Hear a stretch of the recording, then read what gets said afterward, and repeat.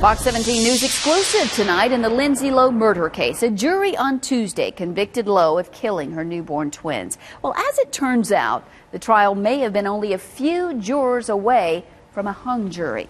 Fox 17's Sky Arnold spoke with an alternate juror who says he doesn't believe he could have convicted Lowe of first-degree murder. Sky, interesting. It's an interesting topic, a what if you will. Now, that alternate juror is Mark Scarborough. He sat through the entire trial, and he was available to serve if one of the other jurors couldn't. Well, he tells me Lindsey Lowe deserves to go to prison, but not for life sentences that will keep her behind bars for at least 51 years.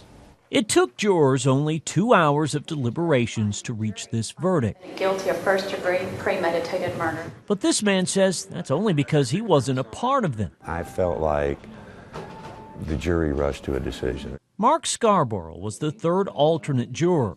He listened to all the testimony, and if 3 other jurors had to be excused, he would have been part of the deliberations. I think she had a mental illness. Scarborough says he doesn't believe Lindsey Lowe is guilty of the premeditation that's necessary for a first-degree murder conviction. Premeditation, I don't think she ever completed the thought, you know what I mean? Instead, Scarborough feels Lowe should have been convicted of a lesser offense, like second-degree murder, or maybe even a charge lower than that. I think there was maybe a couple that had some issues with certain things. This juror we spoke with immediately after the verdict says there was some initial hesitation to give Lowe the toughest conviction, but it didn't last. They weighed our opinions as well as theirs and came to the same conclusion. Scarborough remains convinced that wouldn't be the case with him. I don't think in this case the punishment fits the crime. And he believes he would have forced a hung jury if he'd been picked to be a juror 3 seats earlier.